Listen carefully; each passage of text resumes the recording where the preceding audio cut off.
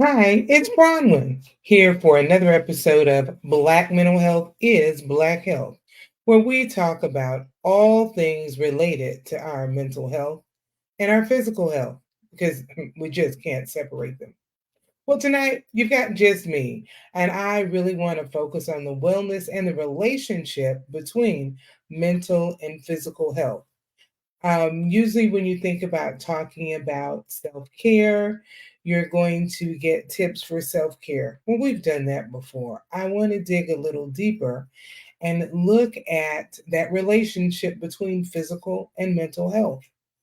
After all, the title of the show is Black Mental Health is Black Health. Health is health. And tonight, that's going to be our focus. So, you know how we get started with some deep cleansing breaths. It's the end of the day, good or bad, what has happened, you made it through this day. Let's take some deep, deep cleansing breaths to renew, refresh, and relax. So, lightly put your hands on your stomach. And when I say breathe in, you're going to breathe in so deeply you feel your chest and your stomach rise because air is filling them. That air and that oxygen is going throughout your body. Let's get started with three deep, deep breaths. Breathe in, two, three, four, out, two, three, four. In, two, three, four, out, two, three, four. One more deeper. In, two, three, four, out, two, three, four. Just those deep cleansing breaths that allow you to have that moment of woosah.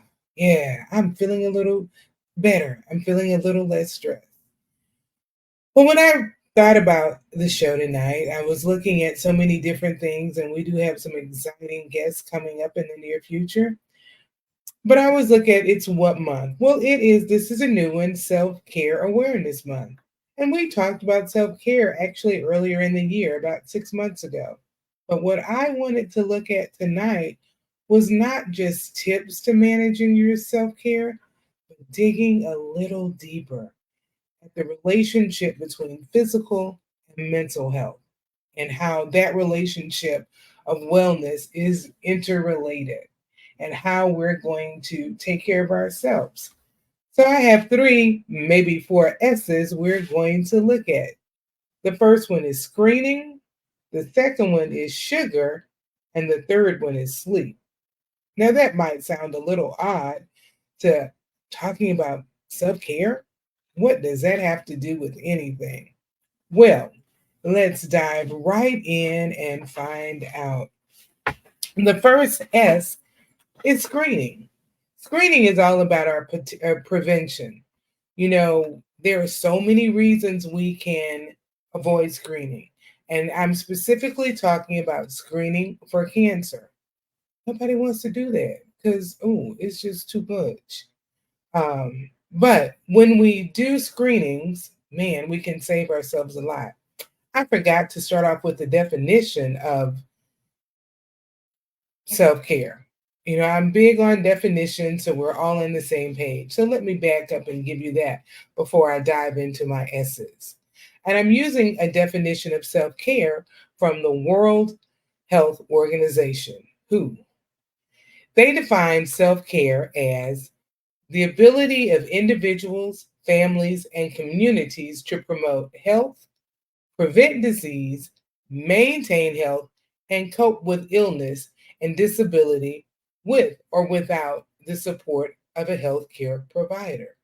Now, it's a lot in that definition, so I'm going to break it down a little bit for you. And for me, when I read it, the ability of individuals, families, and communities to promote health. What that suggests to me is that when we think about self care, managing our well being, physical and mental, it's not by ourselves. That's why it's individual. You're managing it, but you also want to manage your family and your community, your friends, your loved ones. It takes all of that to promote health. So when we think about self care, it's about us, but it's impacted by our families, our friends, and our communities. So we want to look at preventing disease, maintaining our health. If it's good, we need to keep it. But we also have to cope with illnesses and disability with or without a healthcare provider because there's a lot we can do just for ourselves. So that's the framework that I'm working for tonight when we talk about self care. So I will reference how it impacts you, your family, your community. So let's start just with that when before I get to those S's I told you about. Um, when we look at it, our families' wellness, their health, mental and physical, can impact ours. If you've ever had a friend or a loved one who had a chronic illness and you were there for them, it can impact your mental well being because it's hard to watch someone go through a difficult time in their life. It can impact your physical being because sometimes we can be so caught up in that other person that we love, caught up in their illness. It can affect our sleeping, it can impact our eating, it can impact our mood. We may become depressed because we're dealing with their illness. So that's where that family and loved one and community can impact our wellness. When we think about self care and community, there are some people that live in communities that aren't safe.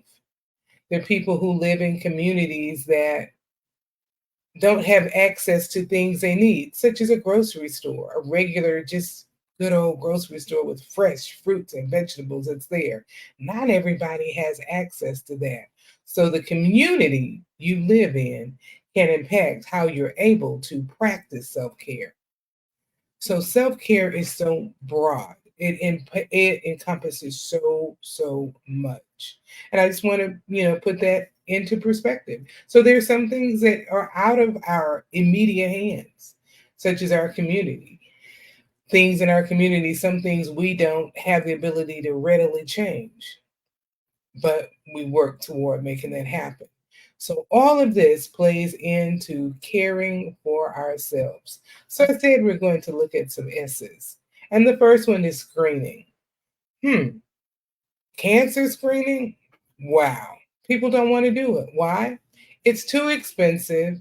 It's too scary to find out. What if I get screened and find out I have cancer?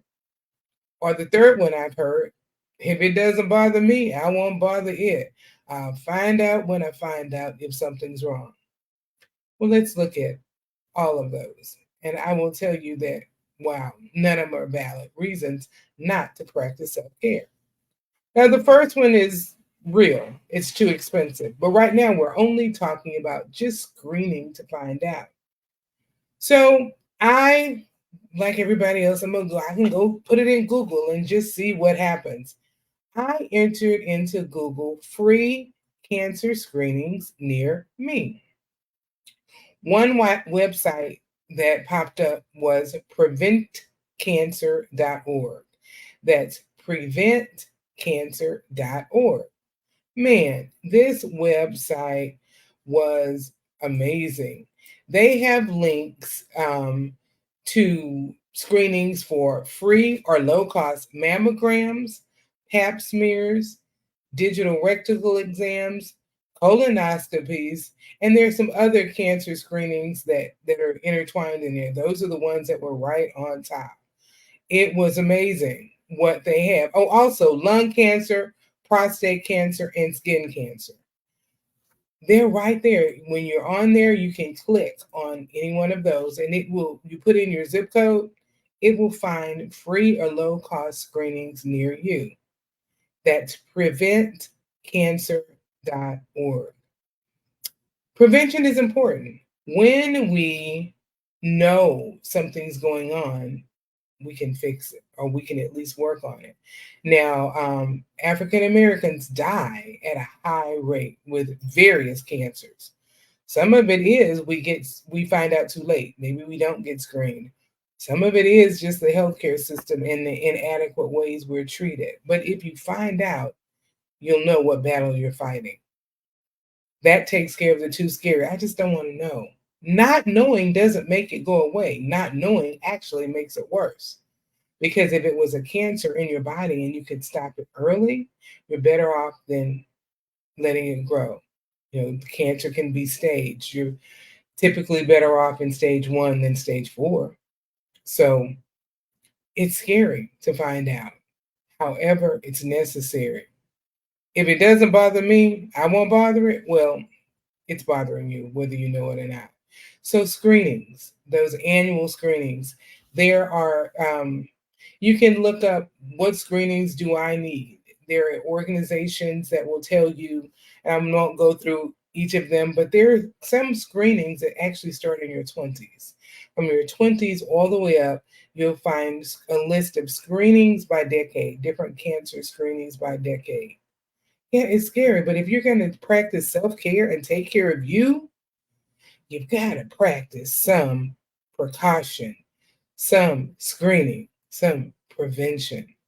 Um, Screening might not necessarily prevent it, but it'll let you know what's going on. It can prevent things from getting worse. Who wants things to get worse? As I said, African Americans, we die at a higher rate. Um, Part of the battle is getting screened. Another S for you is sugar. Now, I'm sure you're like, okay, you're really going to tell me about sugar. We're talking about mental wellness and physical wellness. I kind of get the physical wellness about sugar. Mental wellness, yes. Sugar has a direct impact on our mental and physical well being, the consumption of sugar, anyway. So, studies show that there's a strong correlation between um, sugar and our mental health. I'll explain why in just a minute. But first, let's look at the obvious, the physical health. We can all know that in the African American community, diabetes runs rampant, and people with diabetes do have to monitor their sugar intake. We know that too much sugar intake can impact your body physically, whether you have diabetes or not. So we get the physical thing. Doesn't mean that we stop consuming sugar, but we understand. But let's look at just the physical aspect. That old adage, "You are what you eat," it's true. It continues to be true. What goes in your mouth has a definite impact on your physical and mental well-being. There are studies that say, if you, for instance, if you just at the end of the day, you're down, I'm tired. Oh, let me go have a piece of candy, get that sugar to pep me up. For me, I'll be honest, it's a Dr. Pepper. That's why I limit myself to one a month. Because I'm stressed, I'm tired, I'm upset, I'm whatever, it will be a Dr. Pepper. So I have to limit those. I'm down to once a month. I'm back to once a month, and I'm going to enjoy and savor every moment. But when you have that moment of that sugar high, what happens? Yes, you get a spike in your sugar, but then you get a drop. And when you get that drop, what happens is it can impact your mood negatively. That crash you get after you stop eating, the after the sugar is kind of out of your system, can cause moodiness, depressed mood, or anxiety. What happens is it interferes with the neurotransmitters in your brain. And the neurotransmitters, these are the ones that are going to help maintain a stable mood. So when you get that, it goes up and then it drops. That has a negative impact on your overall well being. So, yeah, those sugary snacks that make you feel good in the moment don't help you emotionally. Those sugary snacks that help you feel good in the moment don't help you physically. Um, there are a lot of studies about what sugar does physiologically, but I'm seeing more and more about sugar and depression. Overconsumption of sugar can increase inflammation in the body and alter the gut microbiome. So what happens is this is going to disrupt the physiological process in your body. There's a whole thing on gut health, and we're going to talk about that in the near future. Just what does that really mean? Just know that sugar negatively impacts your gut health. Um, and it's thought that some of these changes can contribute to a depressed mood. So, sugar, as much as we may love it, it's not good. Also, there are numerous studies that talk about the addictive nature of sugar, which is why, you eat a little, I feel good. Again, it's that high. But the part of our brain that likes the sugar is the part that can address those addictive issues. So, yes, sugar can be an addictive um, substance. And you see what negative things it does to your body. So, it's really best to limit the amount of sugar. Now, I'm not big on saying totally stop. And there's some people, yeah, we don't need it in our body at all. But at the same time, moderation. So I have that one Dr. Pepper a month and I savor every sip. Now, if I'm traveling on the road, I'm going to have a Dr. Pepper. It's just my joy food. So if I have to drive more than 3 hours, give me a Dr. Pepper. Just because, no real reason, but I'll admit I will still do it. But I'm not depriving myself. I'm saying this is what I want. This is what I'm going to have, but it is not going to be an everyday thing because that sugar can negatively impact physically and mentally. So when we're talking tonight about self-care, it's about what's mentally and physically, physiologically impacting our body and our brain. And another S I want to look at is sleep. How many of you out there think you get enough sleep? Hmm. I'm not going to address how many hours we need. At certain ages, it changes. But I will say, studies show that most Americans are not getting adequate sleep. And there is sleep and there is rest. We don't get either. So, what are some benefits? Why do we need enough sleep? I'm good. I wake up in the morning. I'm good. I got 4 hours of sleep. I'm good. Mm, Probably not enough. So, how does sleep impact our brain? Because we're talking about that brain health, that mental well being. Well, when we're getting enough sleep, it can improve your brain's overall performance. It can improve your mood and it can improve your physical health just by getting sleep. When you sleep, you allow the brain basically to remove toxins that build up during your waking hours. So it's like cleaning it out. You're washing it out. You're sleeping it, those toxins are going to remove, it's going to re-energize. Enhancing cognitive functions and learning and memory storage is also something that happens when we're sleeping. Here's a direct relationship to our mental health. When another benefit to sleeping is balancing our emotional state and helping us focus and concentrate. You ever, find yourself, especially by the end of the day, oh, I'm just, what was I thinking? What was I doing? You find it hard to concentrate. And maybe that's following 2 or 3 nights where you only had 4 hours of sleep. Your brain has not had a chance to regroup. So it's going to be harder to focus, harder to concentrate. And as the day goes on, it gets harder and harder. Um, Sleep allows your body to recharge, allows your mind to recharge.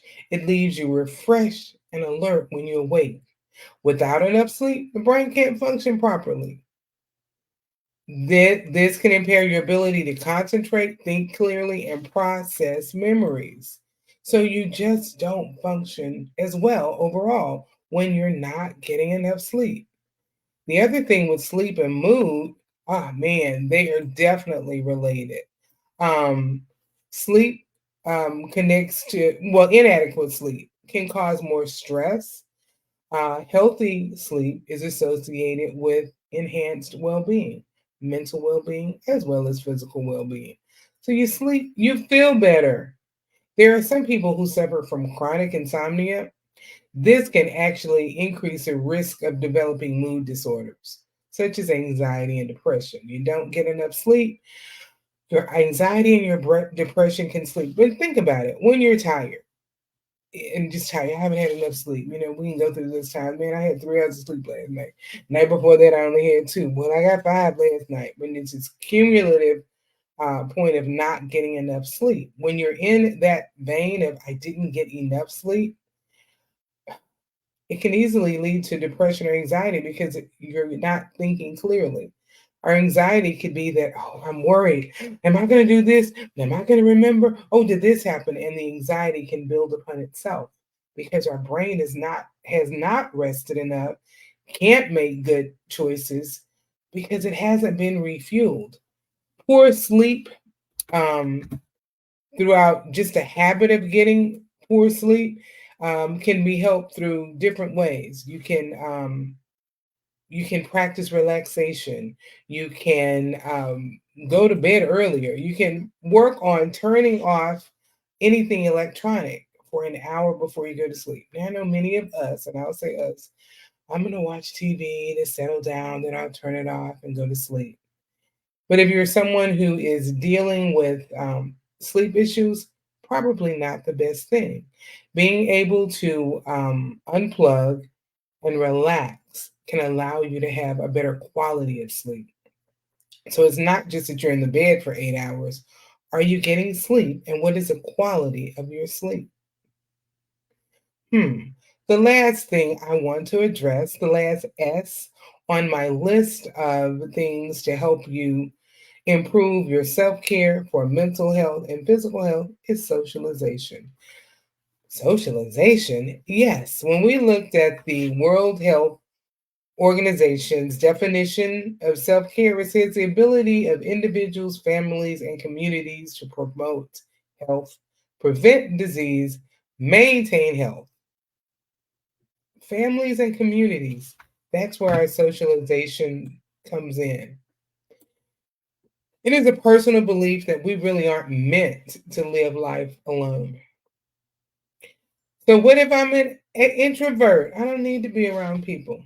Well, again, I like reading studies and seeing what they say, and it's okay to be an introvert. There is no benefit to being an introvert or an extrovert. It is who you are, and the world needs both. However, both personalities need some socialization. One of the things we found out during COVID, that especially for those who were introverts, it made it even harder for them to get out still today because those who were locked in and locked in alone and work from home and still work from home and already had an introvert personalities, what I'm seeing in my practice is that they want to get out but can't. So there's this desire. I don't need to be out every day, but no, you can find all of these reasons. And so it's an uneasiness with, do I get out and socialize with people, or do I stay here and hang with people? It's a conundrum for them. It's hard, but we all need some socialization. What can that do? Well, on a practical sense, if you have that one or two friend, family member who knows you, they can check you. You want someone who can, I don't think you don't look right. It may be physical, it may be mental. You might have someone who can say, you seem a little depressed. We need to talk about it. Maybe you need to talk to somebody, someone who can check you, or someone you can say, I've got this pain that's worrying me. I just don't know. I'm scared to go to the doctor. So maybe they'll go with you. So that socialization helps how you interact with others, what people are going to pour into you. And vice versa. You want to be able to be the one to pour into them as well. So that socialization is important. Um, they can just be that sounding board. Sometimes we need to just vent. I call it verbal vomit. You just need to get everything out. Whoo, I said it. Okay, I'm better. Just to do that. And then there's just social interactions, being with other people, having fun. There's value in just being silly, having a laugh, getting outside, being in the company of others in just a fun social setting. So as I recap The 4 S's of self-care. First, screening. Know what might be going on in your body. Research and find out. I'm 28, I'm 38, I'm 48, I'm 58, I'm 68, I'm 78. What screenings do I need? What cancer screenings do I need?